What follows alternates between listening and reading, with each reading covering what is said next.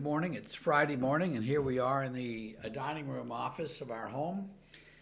We're going to read Psalm 34, verses 1 through 8. I will bless the Lord at all times. His praise shall continually be in my mouth. My soul makes its boast in the Lord. Let the humble hear and be glad. Oh, magnify the Lord with me, and let us exalt his name together. I sought the Lord, and he answered me and delivered me from all my fears. Those who look to him are radiant, and their faces shall never be ashamed. This poor man cried, and the Lord heard him and saved him out of all his troubles. The angel of the Lord encamps around those who fear him and delivers them. Oh, taste and see that the Lord is good. Blessed is the man who takes refuge in him. Now, sometimes you read a psalm like that and you want to say, yeah, right, because it doesn't seem to be empirically obvious that God delivers us out of all of our troubles. Many times people have troubles that are ongoing. And they don't stop, and they don't get better. They just continue. You know what I'm talking about? I think you do.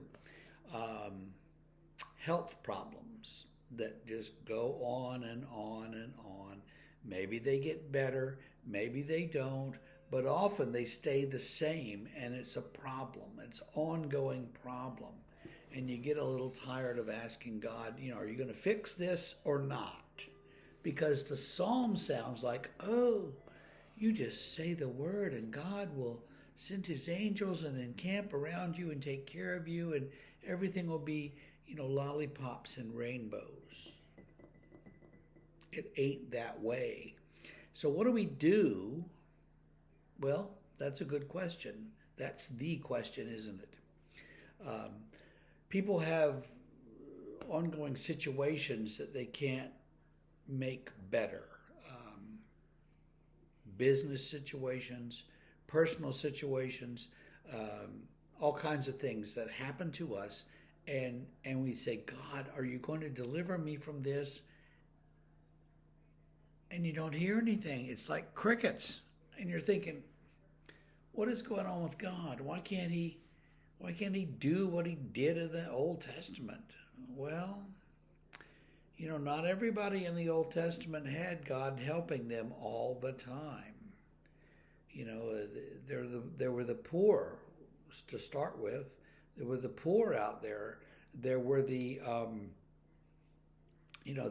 ordinary people, the farmers and the shepherds out there doing their thing and wishing that life would get better, but it never did.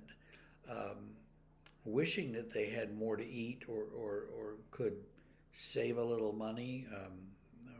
That's putting it sort of in our terms, but wishing that they could get ahead, but it never happened, and no matter how hard they prayed.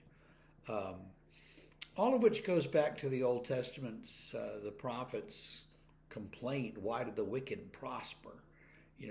Why is it that people who cheat in one way or the other get away with it, while people who are honest and moral and turn to God always seem to be, beaten down and slapped in the face?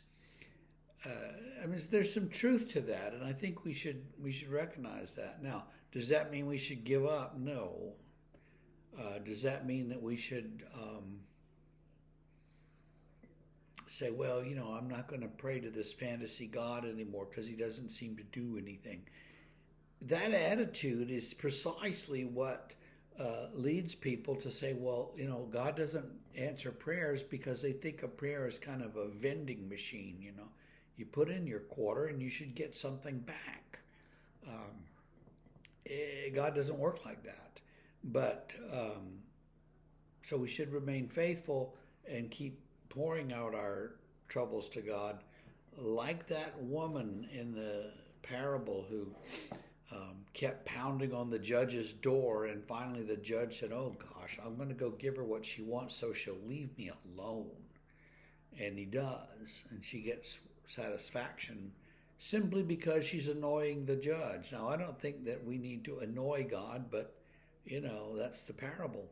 So maybe, where are we here? We're kind of, yeah, we should obey God, but and keep crying out to God, but maybe we need to keep an eye on, is God really going to do anything? I'm not sure that God is going to just jump up and act every time we pray, and learning that and being able to live with that and cope with that might be a sign of some spiritual maturity in us. I'm not terribly sure, but we keep struggling, right?